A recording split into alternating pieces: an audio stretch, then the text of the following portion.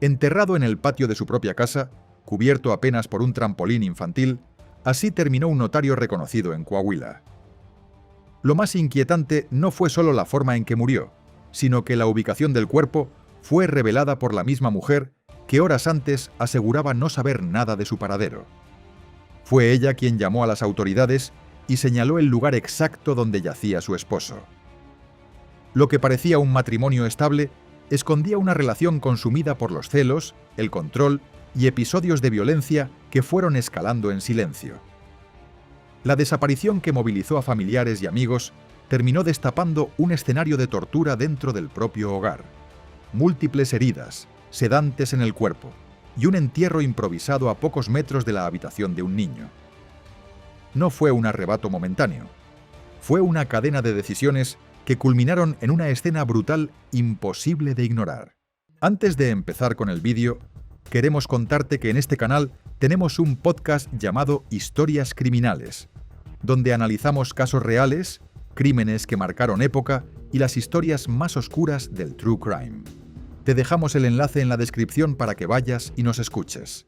Hola, soy Pedro y estás en La Voz del Crimen. Antes de empezar con el vídeo, me encantaría saber desde dónde me estás viendo, así que déjame tu comentario. Tampoco olvides darle me gusta y suscribirte para que no te pierdas ninguna de estas historias criminales reales que nos impactan a todos. Y ahora sí, sin más preámbulos, comenzamos.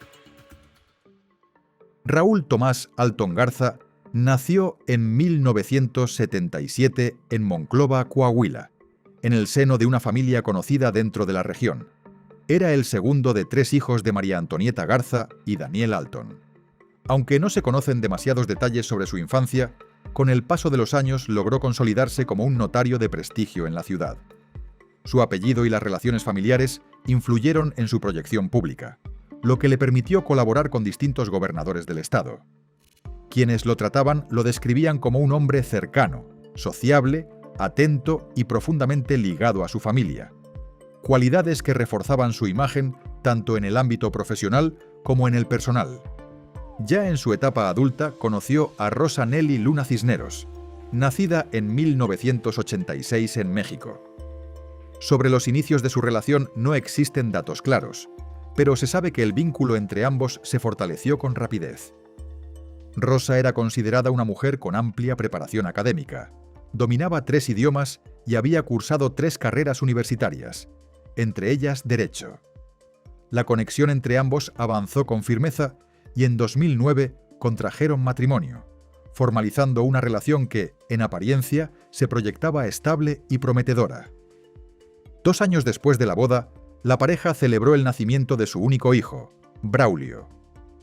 Para entonces, la carrera de Raúl se encontraba en uno de sus mejores momentos, lo que les permitió mantener un nivel de vida cómodo. Él no solo cubría los gastos del hogar, sino que también brindaba apoyo económico a familiares de Rosa. A pesar de su formación profesional, ella optó por no ejercer y decidió dedicarse al cuidado de su hijo y a la administración del hogar. Desde el exterior, la familia proyectaba estabilidad, un notario exitoso, una esposa preparada y un hijo pequeño que completaba el cuadro de una vida aparentemente plena. Con el paso del tiempo, la armonía que aparentaban comenzó a fracturarse. Los celos de Rosa se hicieron cada vez más evidentes y frecuentes. Mostraba una actitud hostil hacia cualquier mujer que, según su percepción, se acercara demasiado a su esposo. Esta conducta generó discusiones constantes dentro del matrimonio. Las confrontaciones fueron subiendo de tono hasta convertirse en episodios cada vez más tensos y agresivos, deteriorando seriamente la relación. Finalmente, en noviembre de 2015, la situación alcanzó un punto insostenible y ambos decidieron iniciar los trámites de divorcio. Después de la separación, Raúl dejó el domicilio conyugal y se trasladó a vivir a la casa de su madre. Desde allí intentaba mantener contacto con su hijo, aunque las visitas dependían de la disposición de Rosa, quien en ocasiones condicionaba los encuentros a la entrega de dinero. Durante los primeros días posteriores al rompimiento, Raúl se mostró afectado emocionalmente. Sin embargo, con el transcurso de las semanas, las tensiones entre ambos parecieron disminuir. Optaron por darse otra oportunidad como pareja, aunque ya no compartían el mismo techo y cada uno permanecía en su propia vivienda. El sábado 16 de enero de 2016, Rosa invitó a Raúl a cenar con la intención de convivir junto a su hijo Braulio. Esa tarde él salió de la casa de su madre y le comentó que pasaría el tiempo viendo películas y comiendo pizza con su esposa e hijo. Avanzaron las horas y Raúl no regresó. María Antonieta notó su ausencia, pero decidió no llamarlo esa noche para no incomodarlo y se fue a dormir. A la mañana siguiente, al comprobar que no había vuelto, intentó comunicarse con él sin obtener respuesta. Preocupada, contactó a un amigo cercano, quien le informó que la noche anterior había hablado con Raúl y que éste le comentó que se quedaría en la casa con Rosa. Ante esa información, María Antonieta llamó a su nuera. Rosa le aseguró que Raúl había salido alrededor de las 9 de la noche rumbo a Piedras Negras por asuntos de trabajo y que desde entonces no sabía nada de él. La inquietud de la familia fue en aumento al no tener noticias claras sobre su paradero. Al no encontrar indicios que explicaran su ausencia, el hermano de Raúl, Daniel, acudió ante las autoridades para reportar formalmente su desaparición. Amigos, familiares e incluso Rosa participaron en la búsqueda. Se difundió una ficha para solicitar apoyo ciudadano y tratar de localizarlo. La mañana del lunes 18 de enero, el vehículo de Raúl fue localizado abandonado. El hallazgo encendió las alarmas y llevó a que inicialmente se contemplara la posibilidad de un secuestro. Sin embargo, esa hipótesis comenzó a debilitarse rápidamente, ya que no se detectaron señales de violencia en el automóvil ni se recibió comunicación alguna exigiendo rescate. Esa misma noche, María Antonieta organizó una cadena de oración en su casa con la esperanza de que su hijo apareciera sano y salvo. Rosa acudió a la vigilia y permaneció junto a la familia, mostrando serenidad pese a la incertidumbre que rodeaba la desaparición. Debido a que había sido la última persona en verlo, Rosa fue citada a declarar ante el Ministerio Público. En esa comparecencia sostuvo que no sabía qué había ocurrido con su esposo. Sin embargo, el 19 de enero, la situación dio un giro inesperado. Rosa se comunicó con un agente de la Procuraduría Adjunta de Localización de Personas Desaparecidas y afirmó tener información relevante. En esa comunicación declaró que el cuerpo de Raúl se encontraba enterrado en el patio trasero de su propia casa. Ante esa afirmación, las autoridades se trasladaron de inmediato al domicilio. En el lugar localizaron el cadáver parcialmente sepultado, cubierto con un trampolín que pertenecía a su hijo Braulio.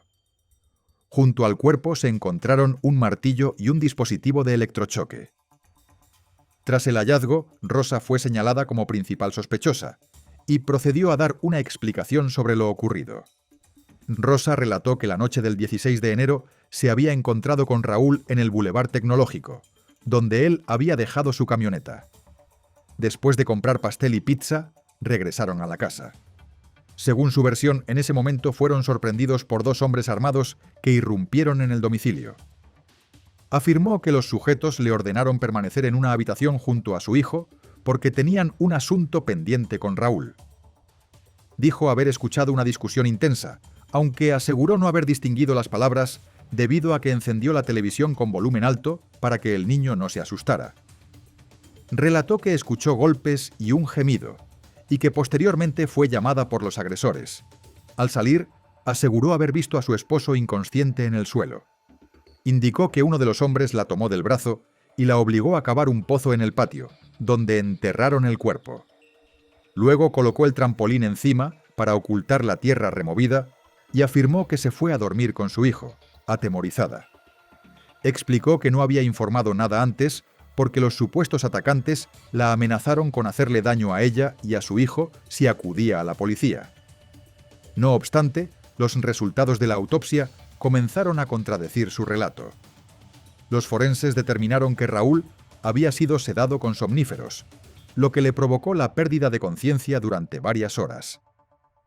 Presentaba múltiples heridas causadas por arma blanca y más de 20 golpes con un objeto contundente en distintas partes del cuerpo, incluidos cabeza, muslos, partes íntimas, nalgas, abdomen, brazos, pecho y cuello. el impacto fatal se localizó en la cabeza. El informe estableció que la muerte ocurrió entre 24 y 48 horas antes del hallazgo, situando el deceso alrededor del mediodía del 18 de enero. Ante estas conclusiones, la versión de Rosa perdió consistencia.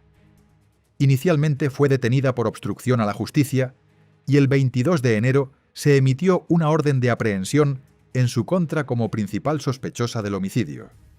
Aunque en un primer momento se informó que había confesado, posteriormente modificó su declaración en al menos 2 ocasiones. Antes de seguir, una pausa rápida. Si este tipo de historias te interesa, suscríbete y deja tu me gusta.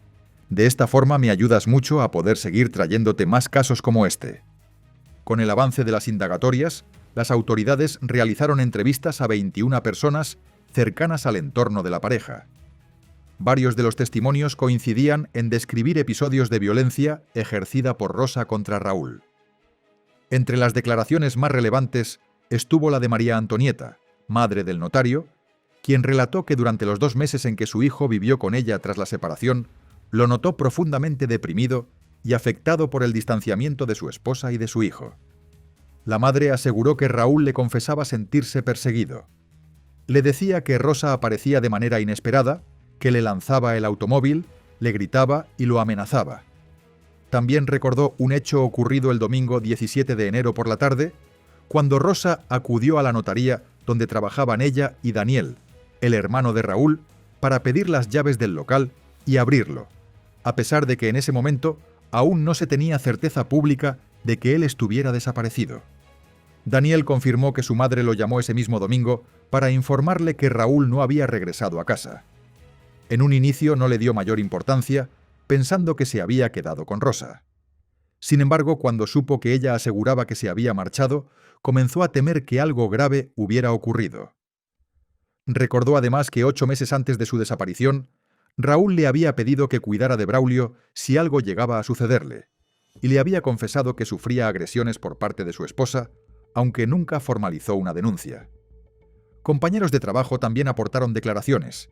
Describieron a Rosa como una mujer posesiva y extremadamente celosa. Señalaron que no era extraño ver a Raúl con moretones o rasguños en el rostro y el cuello. Un mes antes de los hechos, él les pidió que evitaran acudir a la oficina porque Rosa había amenazado con incendiar el lugar. En otra ocasión, arrancó las cámaras de seguridad del registro civil y sustrajo dinero del establecimiento. También relataron que Raúl llegó un día con un corte en la cara después de que Rosa le arrojara un teléfono celular. La esposa de uno de sus compañeros declaró haber escuchado a Rosa comentar la posibilidad de atacar a alguien con un dispositivo de electrochoque, un objeto del mismo tipo que fue encontrado junto al cuerpo. Las lesiones en las zonas íntimas del notario fueron interpretadas por los investigadores como indicios de una agresión que buscaba dañarlo más allá de lo físico. Antes de seguir, una pausa rápida. Si este tipo de historias te interesa, suscríbete y deja tu me gusta. De esta forma me ayudas mucho a poder seguir trayéndote más casos como este. Ahora sí, continuamos. Durante las diligencias, la policía localizó el automóvil de Rosa oculto en uno de los negocios familiares. En su interior encontraron herramientas que pudieron haber sido utilizadas en los hechos. Además, se supo que ella pagó el salario a la empleada doméstica correspondiente al día en que ocurrieron los acontecimientos, pese a que la trabajadora no se presentó. Con estos elementos, y tras detectarse la presencia de somníferos en el cuerpo, el 27 de enero de 2016, el agente del Ministerio Público formalizó la orden de aprehensión. Se celebró la audiencia de imputación en su contra, donde la Fiscalía expuso las entrevistas realizadas, los indicios recabados en la vivienda y los registros de llamadas efectuadas a la autoridad, así como los resultados de la necropsia y del análisis químico. La defensa argumentó que Raúl tenía vínculos políticos y que el hecho podría estar relacionado con ajustes de cuentas. Sostuvieron que el notario realizaba favores a figuras públicas y que estaba implicado en actos de corrupción.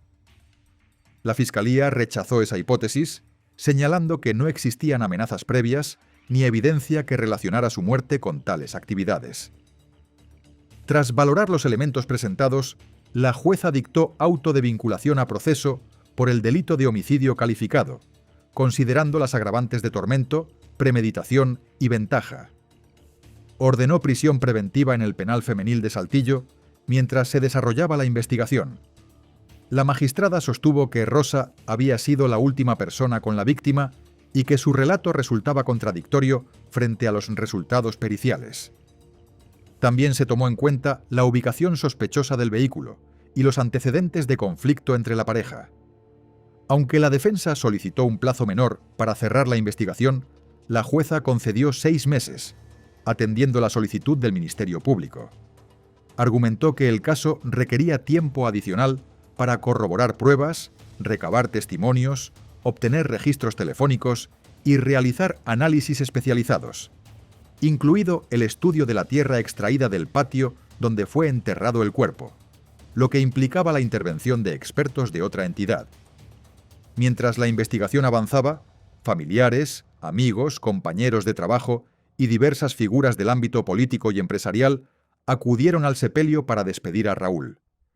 En medio del dolor, su hermano Daniel declaró que no buscaban venganza, sino justicia, y exigió a las autoridades esclarecer los hechos y castigar a quien resultara responsable. En cuanto al hijo de la pareja, quedó bajo resguardo de la Procuraduría de los Niños, Niñas y la Familia, que debía determinar si la custodia sería otorgada a los abuelos maternos o paternos. Por razones que no fueron esclarecidas públicamente, el juicio se extendió hasta 2018. Durante las audiencias, Rosa se mostró tranquila y con una actitud serena ante las acusaciones. En el debate surgió la hipótesis de que padecía esquizofrenia y que no estaba siguiendo tratamiento médico, lo que, según algunos señalamientos, podía provocar episodios de ira. Fue sometida a evaluaciones psicológicas que la describieron como una persona fría, distante y con control emocional. También se le atribuyeron rasgos paranoicos, celosos y agresivos, además de un complejo de inferioridad y sentimientos de frustración. No obstante, los especialistas concluyeron que no existía una condición mental que la eximiera de responsabilidad penal. Durante el juicio declararon allegados a Raúl, quienes hablaron de la conflictiva relación matrimonial y de los episodios de violencia previos. La Fiscalía sostuvo que se trató de un crimen pasional y presentó elementos y testimonios para acreditar que Raúl no tenía enemigos y mantenía una vida tranquila, centrada en su familia. Rosa se declaró inocente. Sus abogados solicitaron su libertad al considerar que las pruebas ofrecidas por el Ministerio Público eran ilícitas e insuficientes, señalando falta de exhaustividad y violaciones a sus derechos. Argumentaron que la Fiscalía se basó en conflictos maritales sin probar de manera directa lo ocurrido. También cuestionaron que no existiera evidencia concluyente de que ella hubiera utilizado el martillo hallado junto al cuerpo. Añadieron que se habían perdido peritajes irreproducibles, como la muestra de orina que determinó la presencia de sedantes, y calificaron su detención como ilegal. Después de más de 4 horas de deliberación, en noviembre de 2018, el tribunal emitió un fallo unánime. Rosa Nelly Luna Cisneros, de 31 años al momento de la sentencia, fue condenada a la pena máxima de 35 años de prisión por homicidio calificado con agravantes de tortura, premeditación y ventaja. La resolución indicó que los jueces consideraban acreditada su responsabilidad y calificaron el hecho como un crimen pasional. Al escuchar la sentencia, Rosa mantuvo una expresión distante, sin mostrar señales visibles de arrepentimiento. Tras la condena, Rosa sostuvo que el juez se basó en estereotipos sobre el papel que debía cumplir como esposa. Declaró que se consideraba una buena madre y ama de casa, que había cuidado de su hijo y procurado mantener el matrimonio. Sus abogados afirmaron que fue castigada con mayor severidad por ser una mujer preparada, con varios títulos universitarios y dominio de distintos idiomas. Denunciaron supuestas violaciones a sus derechos desde el inicio del proceso, asegurando que fue detenida sin justificación y presionada después de revelar la ubicación del cuerpo. La defensa también señaló que la línea de investigación sobre los hombres desconocidos, que según su versión ingresaron al domicilio, no fue desarrollada por las autoridades. Afirmaron que cámaras de seguridad de vecinos registraban movimientos de personas entrando y saliendo de la casa el día de los hechos, material que, según ellos, no fue considerado. Incluso mencionaron que algunos testigos no declararon por temor y que presuntamente se extraviaron grabaciones relacionadas con el supuesto secuestro. Además, sostuvieron que después del crimen las cuentas del notario fueron vaciadas y que no se identificó al responsable, cuestionando la actuación de la Fiscalía en la solicitud de información bancaria. Insistieron en que el fallo se apoyó en suposiciones y testimonios de personas cercanas y que existía duda razonable sobre la culpabilidad de su clienta. Por ello, interpusieron recursos de apelación, alegando que la detención tenía tintes políticos y que se pretendía proteger a los verdaderos responsables. En 2019, tras una nueva revisión, el Tribunal Estatal confirmó la sentencia impuesta el año anterior, dejando firme la condena hasta enero de 2051. Ese mismo año, el 8 de junio, Rosa contrajo matrimonio con Marco Antonio Martínez, un hombre 7 años mayor que ella, a quien conoció en prisión cuando él visitaba a su hermana, acusada en un caso distinto. Respecto a Braulio, de manera extraoficial, se informó que tras permanecer inicialmente bajo resguardo institucional, fue entregado a la familia paterna y posteriormente su custodia pasó a los abuelos maternos. Su situación actual no ha sido difundida públicamente. Mientras tanto, la Procuraduría mantiene su postura de que Rosa fue responsable del homicidio. Sus abogados continúan promoviendo recursos legales y sostienen que el caso se sustentó principalmente en valoraciones psicológicas y no en pruebas directas que acrediten su participación, afirmando que seguirán buscando mecanismos para revertir la sentencia. Un matrimonio que desde afuera parecía exitoso terminó revelando una dinámica marcada por los celos, el control y la violencia. Hubo advertencias, episodios previos y señales claras de que la relación estaba fracturada, pero nada detuvo la escalada. El resultado fue un crimen brutal que no solo acabó con la vida de un hombre, sino que expuso una convivencia sostenida en el conflicto y el desgaste emocional. La justicia determinó responsabilidades y fijó una condena ejemplar, pero ninguna sentencia devuelve lo perdido ni repara el impacto en un hijo que creció en medio de esa tragedia. Este desenlace deja una reflexión incómoda. Cuando la violencia se normaliza dentro del hogar y se encubre bajo apariencias de estabilidad, el costo puede ser irreversible. Gracias por acompañarme hasta el final de este caso. Si este contenido te conmovió, te invito a suscribirte, dejar tu me gusta y contarme en los comentarios desde dónde me estás viendo. Eso me ayuda muchísimo a seguir compartiendo historias reales que no deben ser olvidadas. Nos vemos en el próximo vídeo. Hasta pronto.